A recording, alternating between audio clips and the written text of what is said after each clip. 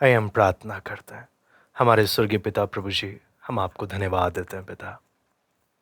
एक बार फिर प्रभु आपके चरणों में आने के लिए प्रभु हम प्रत्येक को आपने सौभाग्य दिया। पिता, जब आपके वचन को हम सीखने के लिए जा रहे हैं, हम एक एक को समझने के लिए आप सहायता करें। हम एक एक से आप बात करें पिता। प्रभु आए के सारे समय में प्रभु अपने वचन को हमें खोल कर दे। आपके हाथ में सब बातों को सौंपते हैं। सारा आदर महिमा केवल हम आपको देते हैं। प्रार्थना प्रभु यीशु मसीह के नाम से मांगते हैं, आमीन। मैं परमेश्वर का धन्यवाद देता हूँ। प्रभु ने एक बार फिर हम प्रत्येक को इकट्ठा होने का एक मौका दिया। हम लोग परमेश्वर के वचन से यूहन्ना रचित सुसमाचार से सीख रहे थे। पिछली बार हमने यूहन्ना 14 का 1 से लेकर 11 तक अभी तक हमने देखा। आज हम लोग उसका 12वीं आयत से लेकर आखिरी तक हम लोग देखने का प्रयास करेंगे। मैं उसको पढ़ूंगा। यूहन्ना रचित सुसमाचार उसका 14 अध्याय उसका 12 से लेकर आखिरी तक। मैं तुमसे सच सच कहता हूँ कि जो मुझ पर विश्वास रखता है, ये काम जो मैं करता हूँ वो भी करेगा, वरन इनसे भी बड़े काम करेगा, क्योंकि मैं पिता के पास जाता हूँ। जो कुछ तुम मेरे नाम से मांगोगे वही मैं करूँगा, कि पुत्र के द्वारा पिता की महिमा हो। यदि तुम मुझसे मेरे नाम से कुछ मांगोगे तो मैं उसे करूँगा। यदि तुम मुझसे प्रेम रखते हो तो मेरी आज्ञाओं को मानोगे। मैं पिता से विनती करूँगा और वो तुम्हें एक और सहायक देगा, कि वो सर्वदा तुम्हारे साथ रहे, अर्थात सत्य का आत्मा, जिसे संसार ग्रहण नहीं कर सकता, क्योंकि वो ना उसे देखता है और ना उसे जानता है। तुम उसे जानते हो, क्योंकि वो तुम्हारे साथ रहता है, वो तुम में होगा। मैं तुम्हें अनाथ नहीं छोड़ूंगा। मैं तुम्हारे पास आता हूँ। और थोड़ी देर रह गई है और फिर संसार मुझे ना देखेगा, परंतु तुम मुझे देखोगे, इसलिए कि मैं जीवित हूँ, तुम भी जीवित रहोगे। उस दिन तुम जानोगे कि मैं अपने पिता में हूँ और तुम मुझ में और मैं तुम में। जिसके पास मेरी आज्ञाएं हैं और वो उन्हें मानता है, वही मुझसे प्रेम रखता है, और जो मुझसे प्रेम रखता है उससे मेरा पिता प्रेम रखेगा, और मैं उससे प्रेम रखूंगा और अपने आप को उस पर प्रकट करूंगा। उस यहूदा ने, जो स्क्रोती नहत ना था, उस उससे कहा, हे प्रभु, क्या हुआ कि तू अपने आप को हम पर प्रकट करना चाहता है और संसार पर नहीं? यीशु ने उसको उत्तर दिया, यदि कोई मुझसे प्रेम रखेगा तो वो मेरे वचन को मानेगा, और मेरा पिता उससे प्रेम रखेगा, और हम उसके पास आएंगे और उसके साथ वास करेंगे। जो मुझसे प्रेम नहीं रखता वो मेरे वचन नहीं मानता, और जो वचन तुम सुनते हो वो मेरा नहीं, वरन पिता का है जिसने मुझे भेजा है। ये बातें मैंने तुम्हारे साथ रहते हुए तुमसे कहीं, परंतु सहायक अर्थात पवित्र आत्मा, जिसे पिता मेरे नाम से भेजेगा, वो तुम्हें सब बातें सिखाएगा, और जो कुछ मैंने तुमसे कहा वो सब तुम्हें स्मरण कराएगा। मैं तुम्हें शांति दिए जाता हूँ, अपनी शांति तुम्हें देता हूँ।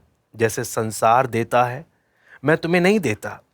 तुम्हारा मन व्याकुल ना हो और ना डरे। तुमने सुना कि मैंने तुमसे कहा, मैं जाता हूँ और तुम्हारे पास फिर आऊँगा।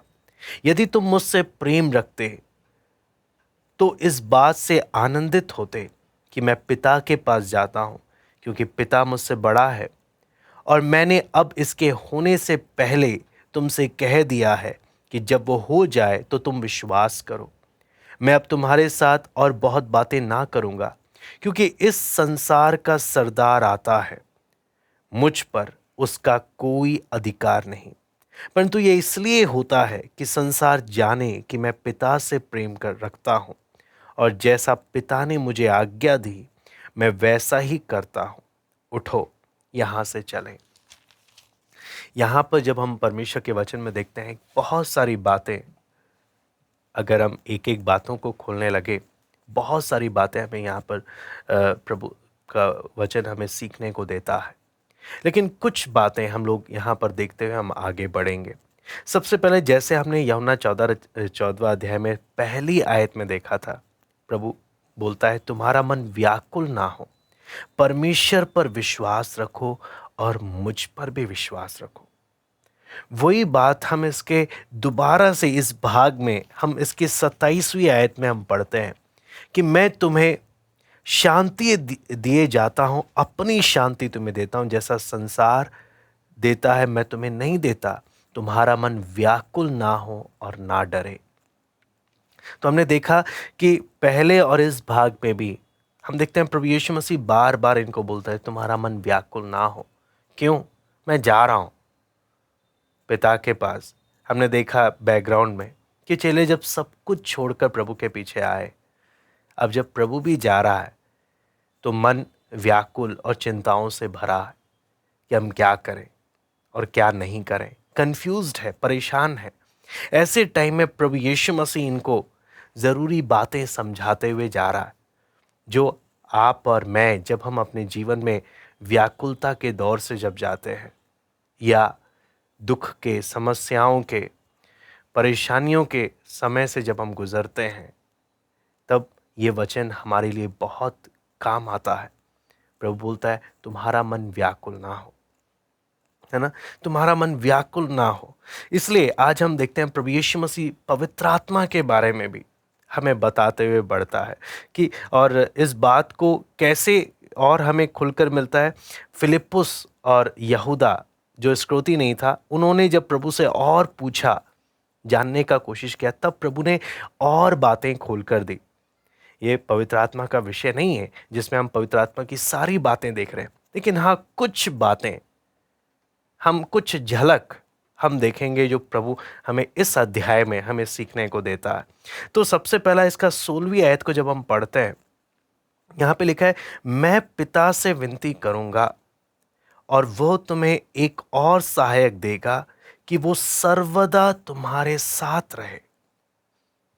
यहाँ पर प्रभु यीशु मसीह अपने चेलों को बोल रहा है बेशक मैं जा रहा हूँ, लेकिन मैं तुम्हें अकेले छोड़कर नहीं जा रहा हूँ, बल्कि क्या बोल रहा है, मैं तुम्हें एक और सहायक बोलने का मतलब जैसे मैं तुम्हारी अगुवाई करने के लिए अभी हूँ, मेरे जाने के बाद बिल्कुल वैसा ही मेरे ही जैसा सहायक यानी पवित्र आत्मा, है ना, वो तुम्हें क्या होगा, तुम्हें मिलेगा।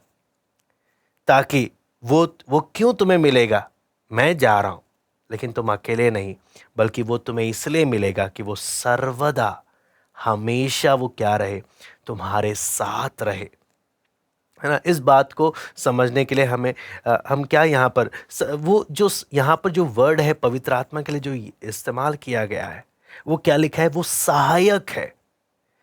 तो आप और मैं, हमारे जीवन में पवित्र आत्मा बहुत ज़रूरी है, बहुत ज़रूरी। अगर आपको और मुझे परमेश्वर के वचन के अनुसार मसीह जीवन में चलना है, बढ़ना है, कोई नाम का रीति रिवाज या ढोंग नहीं करना, बल्कि सच में वचन के अनुसार चलना है, पवित्रताई में चलना है, बिना पवित्र आत्मा के सहायता के आप और मैं नहीं चल सकते। इसलिए यहाँ पे वचन कहता है, पवित्र आत्मा बोलता है, प्रभु यीशु मसीह बोलता है वो सहायक है, वो तुम्हारी मदद करने के लिए। पवित्र आत्मा एक व्यक्ति के जीवन में आया क्यों है, आप और मेरे जीवन में पवित्र आत्मा आया क्यों है, एक सहायक के रूप में, हमारी मदद करने के लिए, है ना।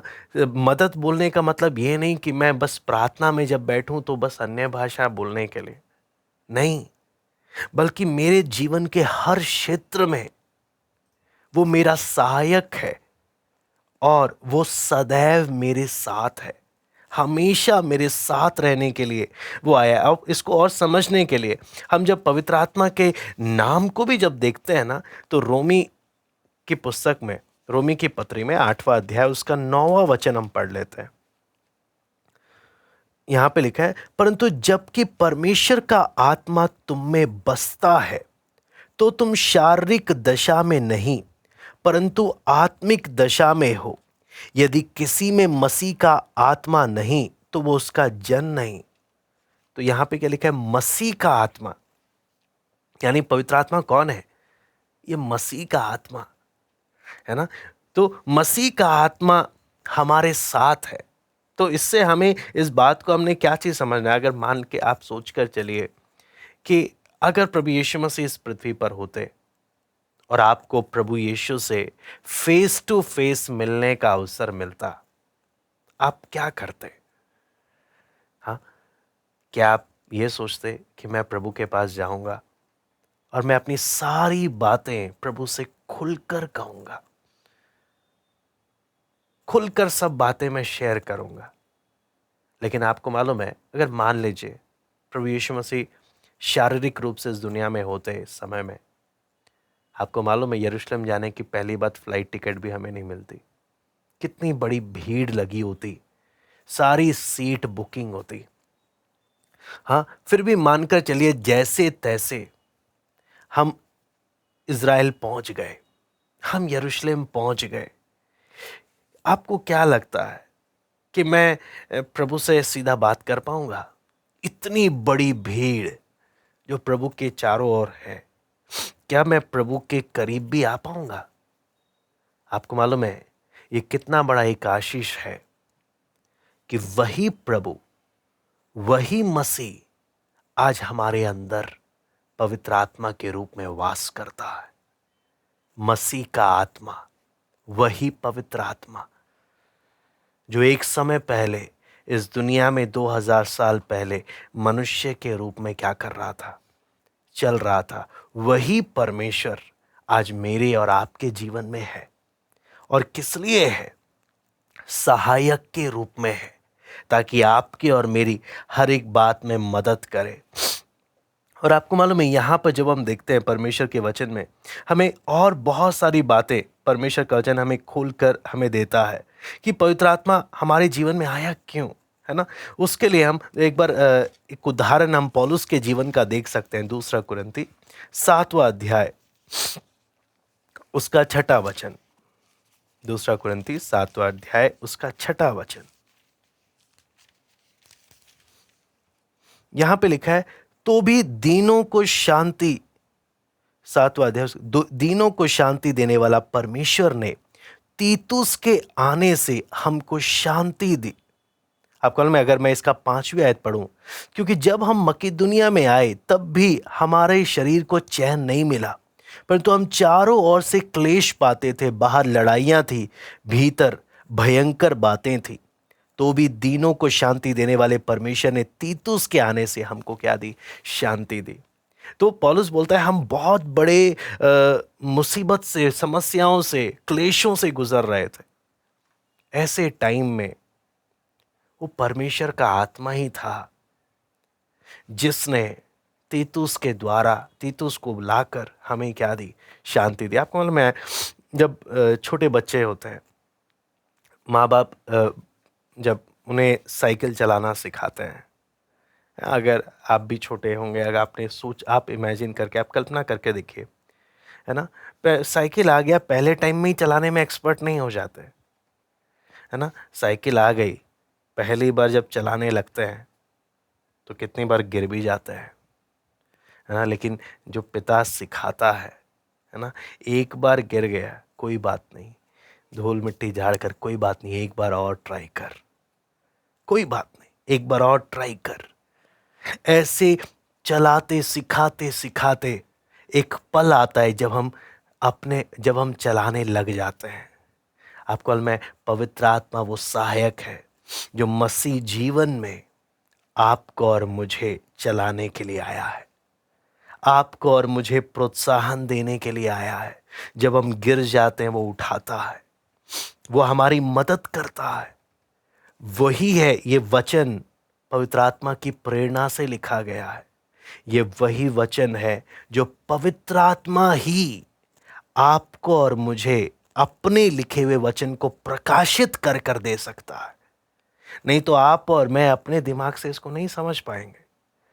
पवित्र आत्मा के द्वारा ही लिखा गया और पवित्र आत्मा ही इस पर प्रकाश डालकर हमें इसकी बातों को समझने के लिए मदद कर सकता है। तो हम यहां पर क्या बात देख रहे हैं कि किस प्रकार पवित्र आत्मा एक सहायक के रूप में सर्वदा हमारे साथ रहने और हर बात में हमारी सहायता करने के लिए आया। मसीह का आत्मा।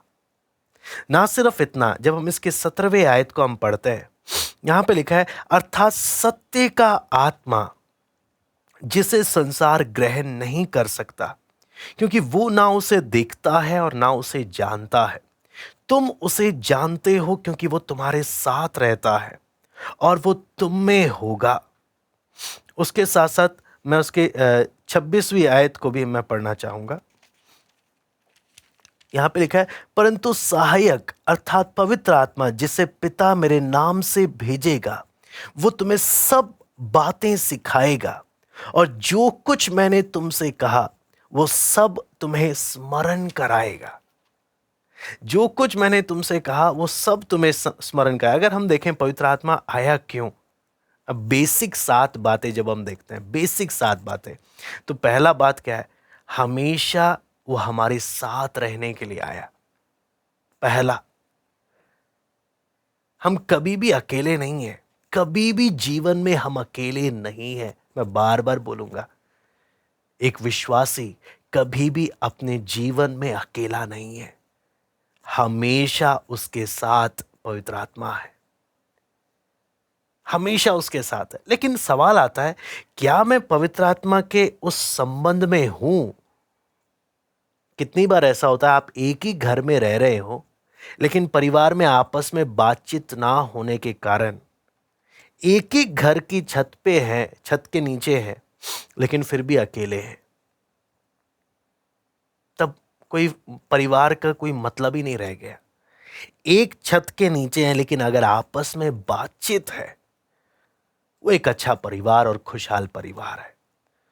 उसी प्रकार मैं जब पवित्र आत्मा का मंदिर हूं, जब परमेश्वर का आत्मा हमेशा मेरे साथ रहने के लिए आ गया, मैंने उसके साथ लगातार संपर्क में, लगातार संगति में रहना है।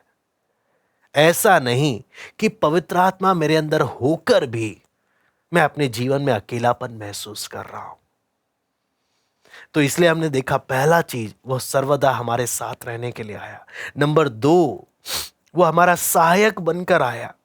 नंबर 3, हमने पढ़ा, वो सब बातें हमें सिखाने के लिए आया। सब बातें, सब बातें आप समझते हैं, यूहन्ना 14:26 में यही लिखा है, परंतु सहायक अर्थात पवित्र आत्मा जिसे पिता मेरे नाम से भेजेगा, वो तुम्हें सब बातें सिखाएगा, सब बातें सिखाएगा। चौथी बात, प्रभु यीशु ने जो बातें कही हैं, इसमें लिखा है, वो तुम्हें, और जो कुछ मैंने तुमसे कहा वो सब तुम्हें स्मरण कराएगा। प्रभु यीशु की बातें याद दिलाएगा, है ना। 4 बातें हमने देखा। फिर उसके बाद 5वीं बात, यूहन्ना 16:7 और 8 में हम पढ़ते हैं, वो यूहन्ना 16:7 और 8, यहां पे लिखा है, तो भी मैं तुमसे सच कहता हूं कि मेरा जाना तुम्हारे लिए अच्छा है, क्योंकि यदि मैं ना जाऊं तो वो सहायक तुम्हारे पास ना आएगा, परंतु यदि मैं जाऊं तो उसे तुम्हारे पास भेजूंगा। वो आकर संसार को पाप और धार्मिकता और न्याय के विषय में निरुत्तर करेगा। और उसके बाद अगली बात उसमें क्या है, यूहन्ना 16:13 में लिखा है, वो जब वो अर्थात सत्य का आत्मा आएगा, तुम्हें सब सत्य का मार्ग बताएगा, सब सत्य का मार्ग बताएगा, है ना। और उसके बाद यहां पे लिखा है, और आने वाली बातें तुम्हें बताएगा। कम से कम 7 बेसिक बातें जो प्राइमरी हैं वो हम देखते हैं, है ना। वो सर्वदा हमारे साथ है, वो सहायक के रूप में है, तसल्ली देने वाले के रूप में है ना। तीसरी बात, वो क्या करेगा, सब बातें सिखाएगा। चौथी बात, प्रभु यीशु की बातें स्मरण दिलाएगा।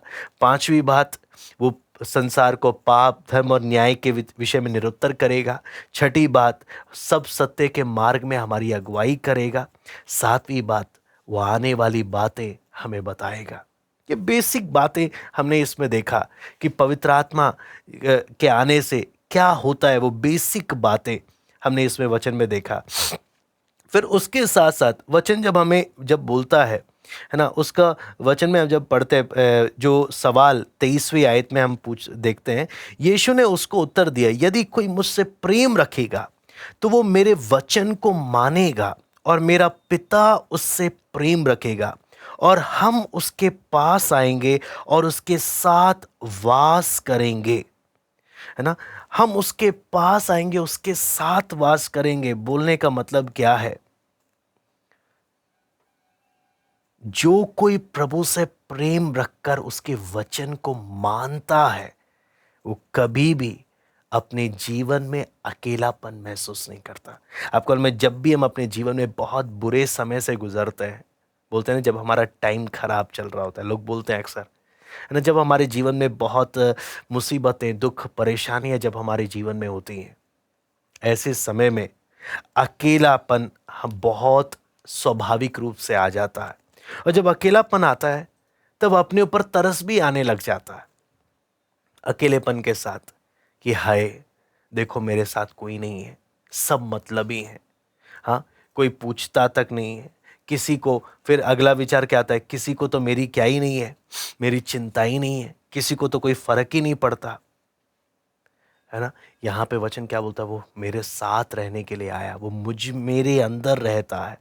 आपको मालूम है, जब बच्चा बीमार है ना, माता पिता कभी अकेले नहीं है। कौन साथ में है? परमेश्वर साथ में है, पवित्र आत्मा साथ में है ना। फिर जब हॉस्पिटल में है, अकेले नहीं है। कौन साथ में है? पवित्र आत्मा साथ में है। कब्र के सामने खड़े हैं, है ना, पवित्र आत्मा साथ में है। हर समय वचन में लिखा है वो हमेशा हमारे साथ है। और 17वीं आयत जैसे लिखा है, सत्य का आत्मा।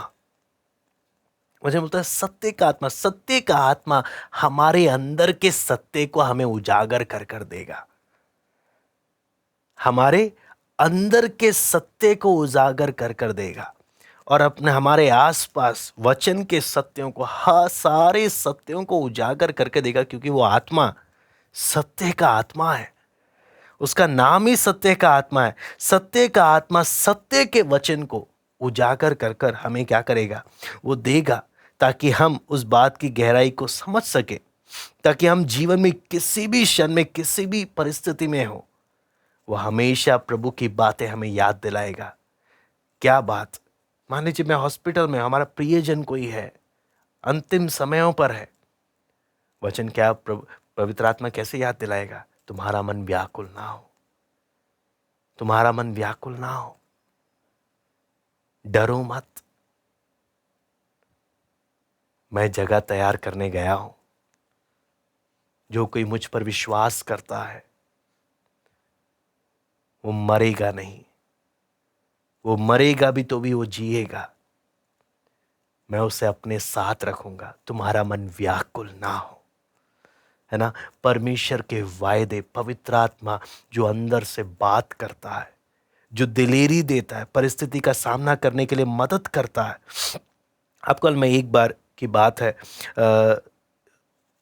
एक व्यक्ति यहाँ पर जब प्रार्थना के विषय में बोला गया कि जब तुम जो कुछ तुम मेरे नाम से क्या करोगे, मांगोगे पिता से, है ना, मैं पिता के पास जा रहा हूँ, पिता से मांगोगे। तो एक बार एक विश्वासी ने बोला कि मैं पिता से प्रार्थना नहीं कर पाता हूँ, मैं प्रभु यीशु से प्रार्थना करता हूँ, क्योंकि मेरे सांसारिक पिता के साथ मेरे संबंध ठीक नहीं है। लेकिन जैसे जैसे पवित्र आत्मा का कार्य अंदर बढ़ता गया, वापस अब्बा पिता कहकर उस गहराई को वो व्यक्ति समझ पाया कि प्रभु ने मेरे जीवन में किया क्या है ना। क्योंकि 18वीं आयत में जब हम पढ़ते हैं, क्या लिखा है? मैं तुम्हें अनाथ नहीं छोड़ूंगा। अब कल में अनाथ बोलने का मतलब क्या है? जिसको ऐसे ही छोड़ दिया गया हो और जिसकी कोई कदर ना करता हो, कोई जिसे कोई जिसकी चिंता नहीं करता। वचन क्या बोलता है? जब आप और मैं प्रभु के साथ एक रिश्ते में रहते हैं, वचन क्या बोलता है? तू अनाथ नहीं है, तेरा एक पिता है जिसे तेरी चिंता है। इसलिए बोला है, मैं तुम्हें क्या नहीं करूंगा, अनाथ नहीं छोड़ूंगा। मैं ऐसे ही तुम्हें छोड़कर नहीं जा रहा हूं। क्यों ऐसे बोल रहा है? ताकि हम उस बात को समझ सकें कि मेरा एक स्वर्गीय पिता है। आपको मालूम है, पूरे नए नियम को एक विश्वासी कितना मसीहत को समझ पाया है। हम कैसे भांप पाते हैं, कैसे समझ पाते हैं, उसका वो नए नियम को पढ़कर वो परमेश्वर को के साथ उसका संबंध, क्या बाप बेटे का संबंध है, कितना गहरा रिश्ता है, बाप बेटे का संबंध उसके रोजमर्रा के जीवन में कितना दिख रहा है, उसी से समझ पाएंगे मसीहत कितना अच्छे से समझ पाया है। एक बार एक व्यक्ति, वचन में जब हम पढ़ते हैं तो बहुत से उपदेश हैं, धर्मी ठहराया जाना, गोद लिया जाना। आपका गोद लिए जाने वाला जो उपदेश है, एक व्यक्ति आकर बोलने लगा कि मैं गोद लिए जाने वाले विषय को तब तक समझ नहीं पाया जब तक मैंने इस दुनिया के, इस संसार में जो डॉक्यूमेंट्स होते हैं गोद लिए जाने वाले, उसको जब तक मैंने पढ़ा नहीं था। लेकिन जब मैंने उसे पढ़ा तब जाकर मुझे गोद लिए जाने वाली बात को मुझे और ज़्यादा समझ में आया। एक स्वाभाविक माता पिता अपने बच्चे को त्याग सकता है, छोड़ सकता है, लेकिन जिसने गोद लिया है, नियम है, वो अपने बच्चे को त्याग नहीं सकता, क्योंकि उसने गोद लिया है। बोलता है वो पढ़कर मुझे वो तसल्ली आई, परमेश्वर ने मेरी समझ आने वाली भाषा में गोद लिए वाली बात को समझाया कि मेरा परमेश्वर, लोग मुझे छोड़ सकते हैं लेकिन मेरा परमेश्वर मुझे कभी नहीं छोड़ेगा। उसने मुझे गोद लेकर अपने परिवार में मुझे अपना बेटा बना लिया। वो मुझे कभी क्या नहीं करेगा, त्यागेगा नहीं। इसलिए मैं चाहता हूँ रोमी 8 का 15वां वचन हम पढ़ लें। रोमी 8वां अध्याय उसका 15वां वचन। यहां पे लिखा है, क्योंकि तुमको दासत्व की आत्मा नहीं मिली कि फिर भयभीत हो, परंतु ले पालकपन की आत्मा मिली है, जिससे हम हे अब्बा, हे पिता कहकर पुकारते हैं। हम जब परमेश्वर के पास आते हैं, क्या बोलकर बात करते हैं? हे अब्बा, हे पिता। वो अधिकार उसने हमें दिया, वो अधिकार उसने हमें दिया। सोचो कितना बड़ा सौभाग्य प्रभु ने आपको और मुझे दिया है। कितना बड़ा सौभाग्य कि हमें परमेश्वर के पास आते वक्त हमें कैसे हम बात कर सकते हैं। इसलिए यूहन्ना रचित सुसमाचार में उसका 16 का जब हम 27 पढ़ते हैं, क्योंकि पिता तो आप ही तुमसे प्रेम रखता है, इसलिए कि तुमने मुझसे प्रेम रखा और यह भी विश्वास किया कि मैं पिता की ओर से आया हूं। पिता तुमसे प्रेम रखता है, उसने तुम्हें गोद लिया, तुम्हें अब्बा पिता कहकर पुकारने का हक दिया। पवित्र आत्मा का रोल, पवित्र आत्मा की भूमिका, ये एक एक बातें प्रभु यीशु मसीह जो समझाते हुए आए। इसलिए मैं एक बार उसका 12 से पढ़ते हुए उसको हम समाप्त करेंगे। यहां पर जब वचन में हम देखते हैं 12वीं आयत में लिखा है, मैं तुमसे सच सच कहता हूं कि जो मुझ पर विश्वास रखता है, ये काम जो मैं करता हूं वो भी करेगा और वरन इससे भी बड़े काम करेगा, क्योंकि मैं पिता के पास जाता हूं। क्यों? प्रभु बोलता है जो मुझ पर विश्वास करता है, मैं जो कर रहा हूं वो भी करेगा और उससे भी बढ़कर करेगा। बोलने का अर्थ क्या है? जब प्रभु यीशु मसीह चला गया, पवित्र आत्मा हमारे जीवन में जब है, उसके सामर्थ के द्वारा और भी बड़े बड़े काम परमेश्वर करेगा, और भी बड़े बड़े काम उसके विषय में यहां पे लिखा है और जो कुछ तुम मेरे नाम से मांगोगे। यहां पे लिखा है ना, मेरा नाम। आपको मालूम है मेरा नाम बोलने का मतलब क्या है? परमेश्वर का नाम मतलब परमेश्वर का स्वभाव। जब हम किसी को बोलते हैं कि हाँ आप वहां जाना, वहां पर आप मेरा नाम बोल देना, आपको मिल जाएगा। मेरा नाम बोल देना बोलने का मतलब है, जब आपको ऐसे मैंने बोला मेरा नाम इस्तेमाल कर लेना, आपको एक फायदा भी दिया है और एक जिम्मेदारी भी दी है। मेरा नाम का गलत इस्तेमाल नहीं करना। यहां पे लिखा है जो कुछ तुम मेरे नाम से मांगोगे। मेरे नाम से बोलने का मतलब, मैं जब परमेश्वर से प्रार्थना कर रहा हूं, परमेश्वर के स्वभाव को, परमेश्वर की इच्छा को कि परमेश्वर क्या चाहता है, वो समझकर जब मैं मांगूंगा, लिखा है वही मैं करूंगा, क्योंकि पुत्र के द्वारा पिता की महिमा हो। और सारा इंटेंशन क्या है? मेरी महिमा नहीं, मेरा फायदा नहीं, मैं उस विषय के लिए प्रार्थना कर रहा हूं जिसके द्वारा पिता तेरी महिमा हो। वो प्रार्थना का जवाब है। फिर लिखा है यदि तुम मेरे नाम से कुछ मांगोगे तो मैं उसे करूंगा। हमने देखा नाम किस चीज को दिखा रहा है? स्वभाव, इच्छा, वो चाह। इसे लिखा है, हमने देखा यदि तुम मुझसे प्रेम रखते हो तो मेरी आज्ञा को मानोगे, है ना। मैं प्रभु की आज्ञा को इसलिए नहीं मान रहा किसी दबाव में आकर या प्रार्थना का जवाब मिल जाए इसलिए। मैं आज्ञा इसलिए मान रहा हूं क्योंकि प्रभु मैं तुझसे प्यार करता हूं। वो है परमेश्वर का एक विश्वासी के साथ का रिश्ता। मैं पिता से विनती करूंगा वो तुम्हें एक और सहायक दे, वो तुम्हारे साथ रहता, सत्य का आत्मा जिसे संसार ग्रहण नहीं कर सकता क्योंकि वो ना उसे देखता और ना उसे जानता है। तुम उसे जानते हो और वो क्योंकि वो तुम्हारे साथ रहता है, वो तुम में होगा। मैं तुम्हें अनाथ नहीं छोड़ूंगा, मैं तुम्हारे पास आता हूं। और थोड़ी देर रह गई है कि फिर संसार मुझे ना देखेगा, परंतु तुम मुझे देखोगे, इसलिए कि मैं जीवित हूं, तुम भी जीवित रहोगे। उस दिन तुम जानोगे कि मैं अपने पिता में हूं और तुम मुझ में हो और मैं तुम में। जिसके पास मेरी आज्ञाएं हैं और वो उन्हें मानता है, वही मुझसे प्रेम रखता है, और जो मुझसे प्रेम रखता है उससे मेरा पिता प्रेम रखेगा, और मैं उससे प्रेम रखूंगा और अपने आप को उस पर प्रकट करूंगा। है ना। यहां पे लिखा है जिनके पास मेरी आज्ञाएं हैं, आज्ञा हम सबके पास है, लिखा है और अगर वो उन्हें मानता है वही मुझसे क्या रखता है? प्रेम रखता है। और जो मुझसे प्रेम रखता है उससे मेरा पिता प्रेम रखेगा और मैं उससे प्रेम रखूंगा और उस पर, लिखा है, मैं अपने आप को क्या करूंगा? प्रकट करूंगा। आज हम एक सवाल पूछ सकते हैं, प्रभु ने अपने आप को मुझ पर कितना प्रकट किया है? क्योंकि प्रकट करने की शर्त है। परमेश्वर हर किसी पर अपने आप को प्रकट नहीं करता। परमेश्वर हर किसी पर अपने आप को प्रकट नहीं करता। किन पर प्रकट करता है? जो उससे प्रेम रखते हैं, उसकी आज्ञाओं को मानते हैं, उस पर वो अपने आप को प्रकट करता है। सवाल ये है, आज परमेश्वर ने मुझ पर अपने आप को कितना प्रकट करके दिया है?